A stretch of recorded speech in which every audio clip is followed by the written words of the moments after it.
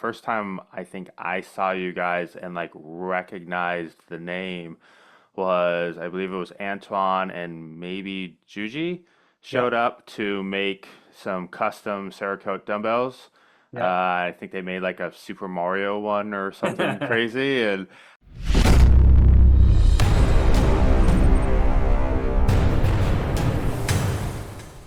what's up, everyone? Joe Gray here today with another AMA warm up where I am joined by one of our upcoming AMA guests. Today, I've got Frank from Iron Bull. Frank, what's up, man? Hey, how's it going? Good. Thanks for So, having me. yeah, of course.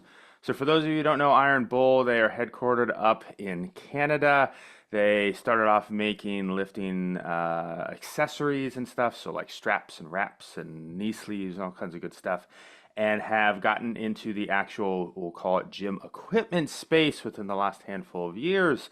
And hence why they are here to talk to us today for our home gym, since we are all equipment nerds and junkies at heart. So I'm excited. I've been talking to your marketing team and stuff for the last like 6 months or so about different things, and our AMAs fill up so fast. We are already actually like fully booked for 2025, which is nuts. So I'm glad we were able to get you in. I know I haven't seen a ton from you guys, but the stuff I have seen, I've been very excited about. As a longtime T Nation reader, I just saw Christian Thibodeau do some stuff with you guys, which is pretty Yeah, cool. So hopefully we get to talk about a handful of those things today. So. great. Cool. So the first question, get us rolling, is who are you? Why are you here? My name's Frank. I'm the CEO and owner of IronBull Strength, founder. Started the company in 2012.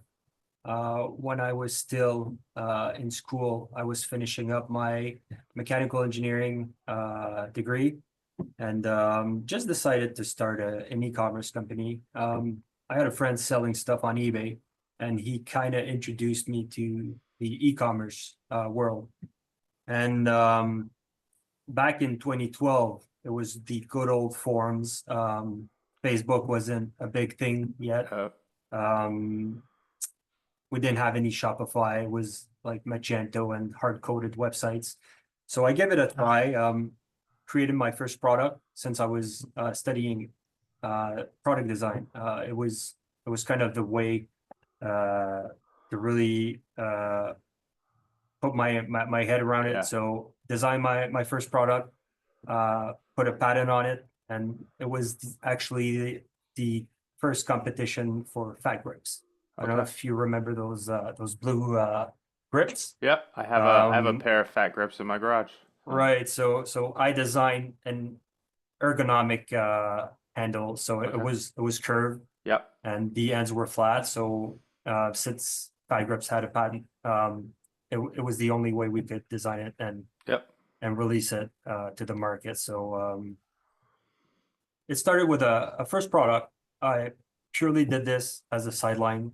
I never really wanted to do a business around that. It just kind of it was the challenge of selling stuff, trying Yep. new things.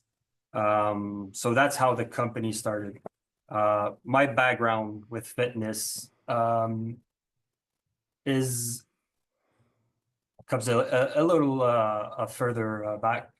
I started training at 15 years old because I wanted to join the Army's Reserve. So started working out. When I turned 16, I joined the Army's Reserve. And here in Canada, you can do that part-time. So you can study during the year and attend those training camps during the weekends and the weeknights. And then during the summer, it becomes a full-time job. So I did this for 8 years. So I was in the Army's reserves and studying. And when I finished my mechanical engineering degree, I just simply quit because I wanted to put some more time into the company, Mm. into the Fagrips company Yep. e-commerce. So that's how it actually started. Okay. It was purely from passion. I've been training in commercial gyms uh, for the last 15 years, and that was only yeah, like I said, putting passion and challenge together. Nice. Did so because you guys still sell something similar to that, correct? Right. We still have the Okay. original design, those Was was the ergonomic original handles. company Iron Bowl, or did Iron Bowl the name come later? It was called, the product was called IronBull T grips. Okay. So that was it. There wasn't a Okay. brand around it. It was Gotcha. a single product company. Um, when we when the sales started coming in, I decided to make a smaller version, which was unseen on the market yet. Yeah. Fat Grips had a single size. So I said, hey, let's branch out and make a smaller size and a thicker size. So let's make the smallest handles and then the biggest handles, Yeah. just for the fun of it. Yeah. And then people loved it. So started selling some more.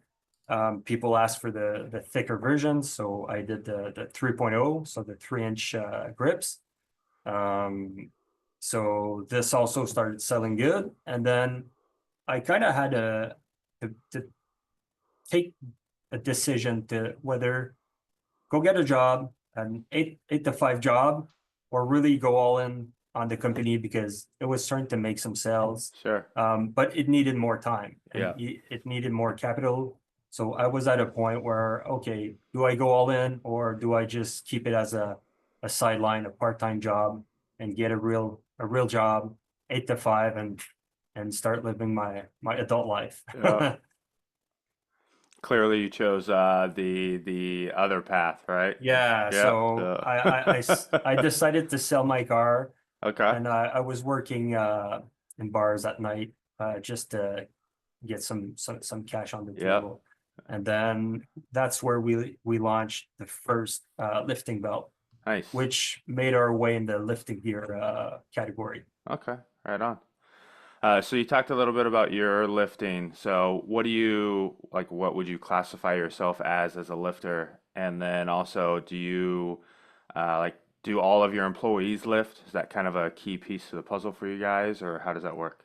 Yeah, for myself, I was always a power bodybuilder. We can Yeah. say that was I was always attracted to powerlifting, but also wanted the shape and size of a bodybuilder. Yep. So I I understand that one.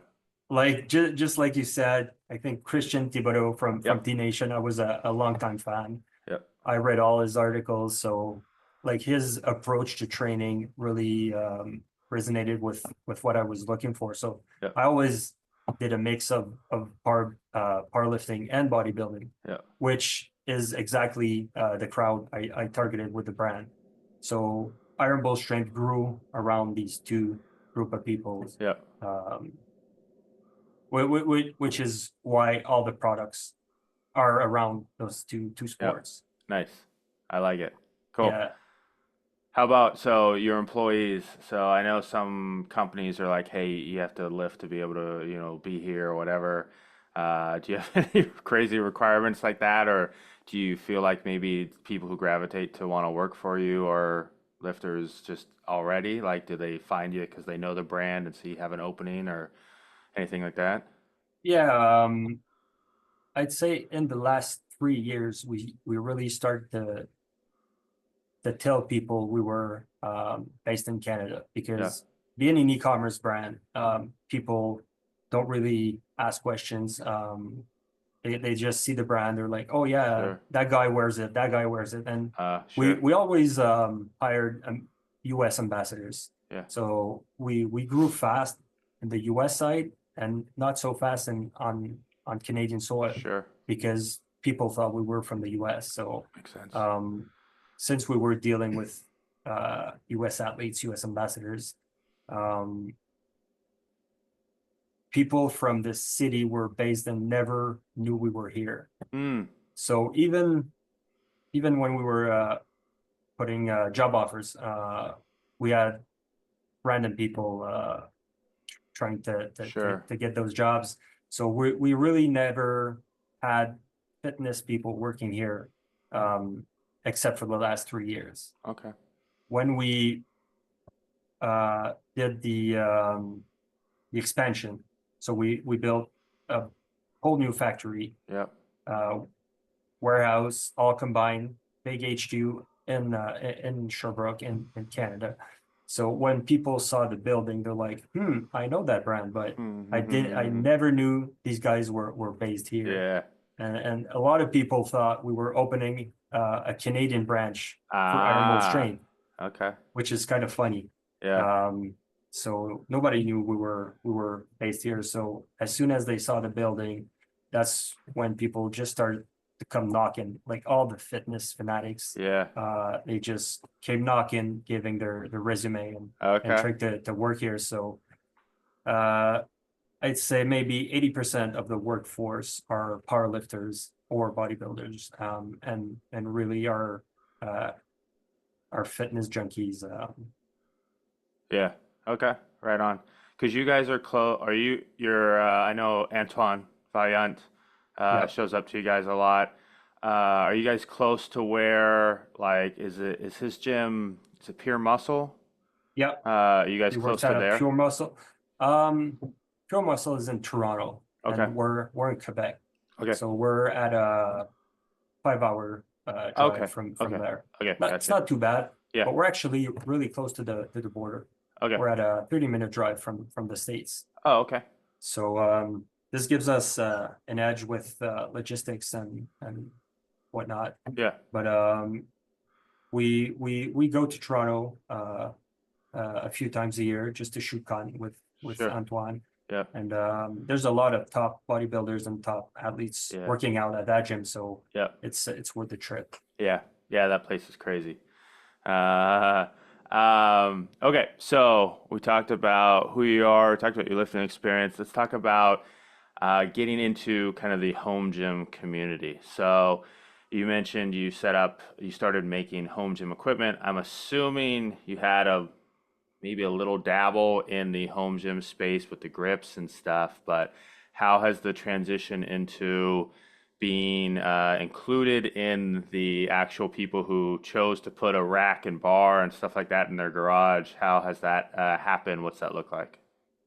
Um, right. So as I was saying, um, with my mechanical engineering background, as soon as the company started, I always had that idea of making equipment, Mm, not just importing and sure.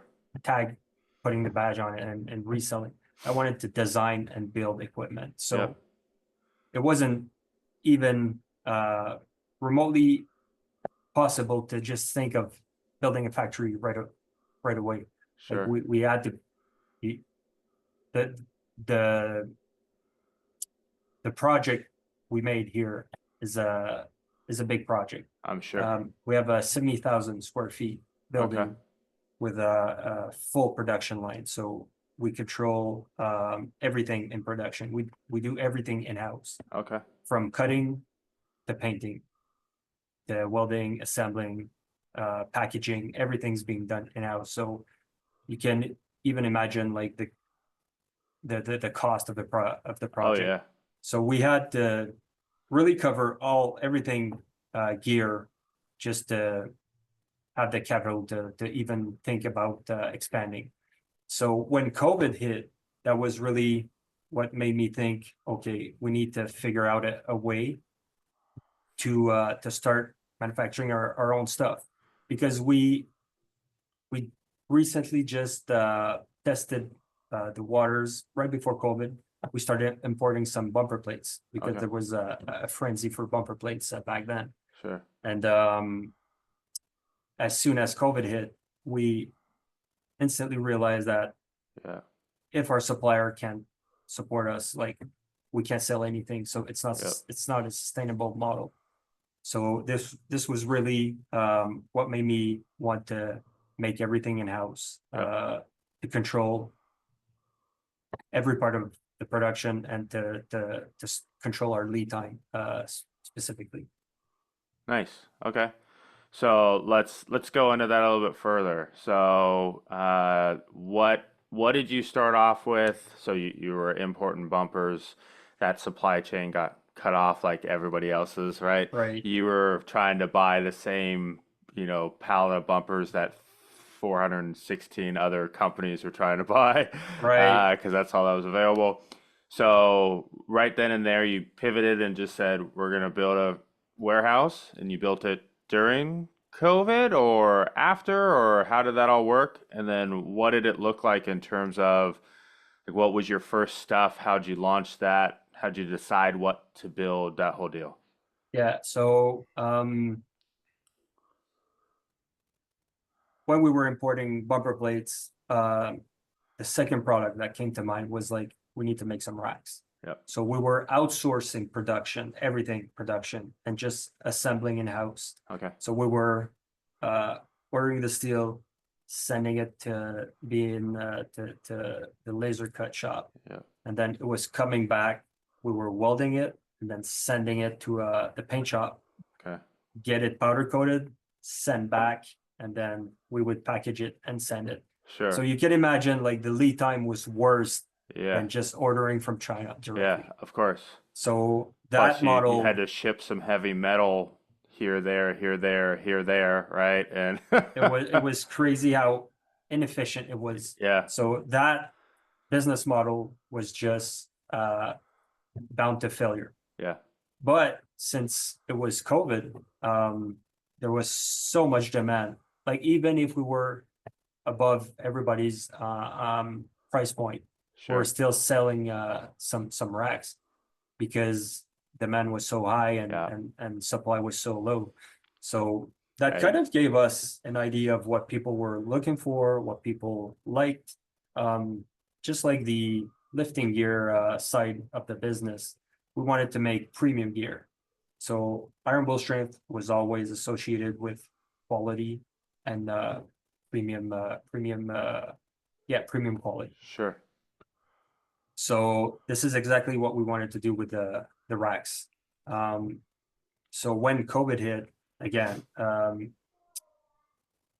the most demanded product was plates and dumbbells. Yeah. And since we couldn't make plates, it was harder to do the vulcanizing process for the bumpers, or simply had a foundry to do cast iron plates. And we didn't have any found.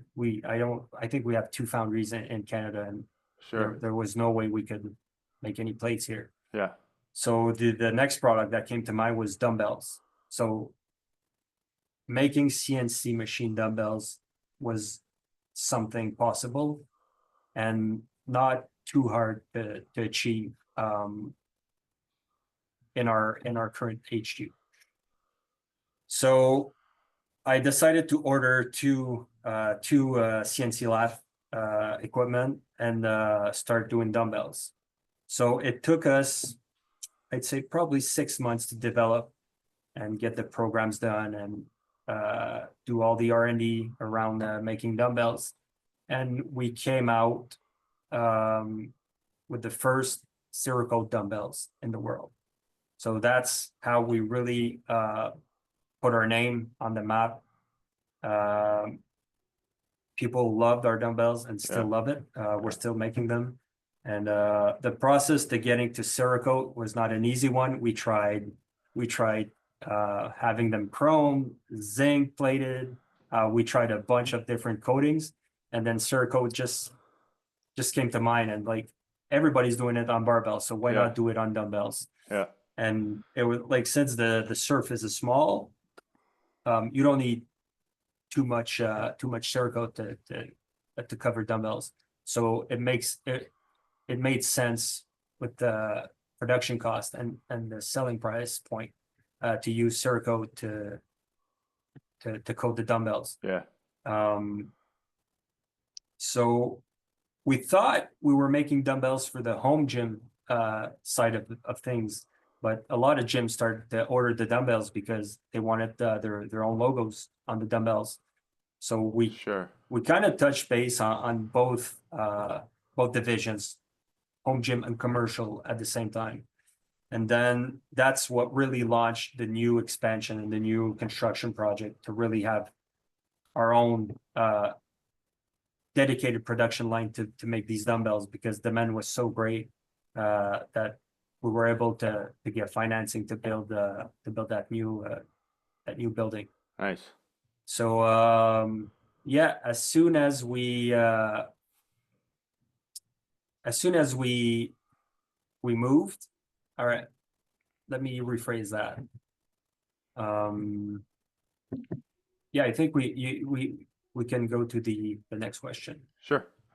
Yeah, so with the dumbbells, to touch on that real quick, the first time I think I saw you guys and like recognized the name was, I believe it was Antoine and maybe Juji Yeah, showed up to make some custom Cerakote dumbbells. yeah. I think they made like a Super Mario one or something crazy, and Right. yeah, so I remember seeing that and just going, that's weirdly enough, I've never seen that before. And I think still that's not, I mean, are you guys still the only ones that do that? I don't know that I can think of anyone that could make a custom dumbbell like that. Yeah, I think we're still the only ones doing circle dumbbells. We like I haven't personally seen any brand coming out with circle Yeah. dumbbells, or any even foreign brands copying our idea. So Yep. I think we're still the only ones doing circle dumbbells to this day, Which is pretty wild. So which is nice. And we're also thinking expanding the Cerakote to other products. nice. We have a bunch of ideas, and we have the production line to do it. So we already have the plates coming pretty soon. Um, so that's only one product Cool. I'm gonna mention here. The rest we can tell on the AMA, Okay. but we got a bunch in the works. Awesome. I'll cut this off so no one else can hear it. You can just tell me. Cool. Okay. We're back. I cut that one so that way no one else can hear this inside scoop. So, okay. So tell me a little bit more about the process in terms of, so you guys started making your own stuff. How long was that like ramp up period? Was it, I'm assuming it took a couple of years at least to go from, hey, I want to build a warehouse and make stuff to actually making it, right? Yeah, it was. I think we're fully operational since September only. So it took Oh, almost 2 years from starting the okay. construction project There you go. to being fully operated, because we had problems with suppliers, we had Of problems course. with the line, like everything. We had to break in the Yeah. production equipment, no matter what, Yep. and learn our experiences, and Yeah. learn from our mistakes. So Yeah. now, right now, we're fully operational with Cool. our. So we got two production lines actually. We got one for the dumbbells and Cerakote products, and we got one for everything that's structure, racks, benches, and plates. Nice. So we got powder coat and Cerakote on the other side. Awesome. Very cool. So how do you see, is your target, it sounds like your target market is both. You want commercial and the home gym space, is that correct? Yes, we're like Christian Thibodeau said when we first partnered with him. He said we're a commercial equipment company with home gym prices. Okay. So we do commercial grade equipment, and we make it affordable. Since we're not a size of Row, Yeah. or we don't have their production capacity or volume, we can focus on customization, Yeah. uh, product development, and we're really good at coming to market with new products fast. Awesome.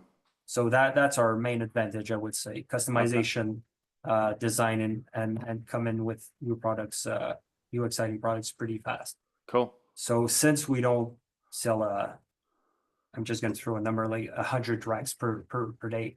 Yeah. We have space in production to still do prototypes and work on new products and adapt real quick to customers' feedback and the new trends.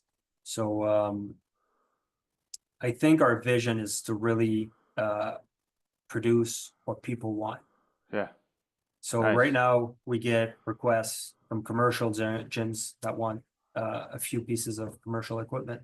Sure. And on the other side, we've always done direct to consumer sales. Yeah. So our main niche is still the home gym community. Okay. Awesome. I like it. All right, man. So that was a great insight into who you guys are and a little teaser on where you're going, which I think everyone's going to be excited about. So let's wrap it up. Tell me one reason why people should be excited about your upcoming AMA. Um, I think we're ready to really be transparent with the community. We're here to make products that people want. So we're all eyes and ears on feedback, on questions, on what people want. We've been uh, already looking at the home gym groups and looking at the feedbacks and trying to look at what people are really what people really want and the upgrades they want. I know we have a long way ahead to catch up to Rogue and Rep, which I think are the primary players. Yeah. But we got a lot of cool things in the works, and we're not simply going after them. We're working on a new product category that might be very interesting for a lot of people. Cool. That's a good way to end it. I like it. All right, man. So, for everybody listening, I will have details in the description below so that way you can check out more on Iron Bull as well as hop in on their AMA, which is coming up in January over on Reddit or Home Gym. So that way you can ask them questions, share your thoughts and ideas. It sounds like if you've got them, they want to hear them. That way they can make some cool stuff, which is always fun. So hop on over, chat with Frank and the team, see what's going on, and that's it. All right, man. Thanks for the All chat right. today. Thanks for having me, Joe. Bye, everybody. Looking forward to it.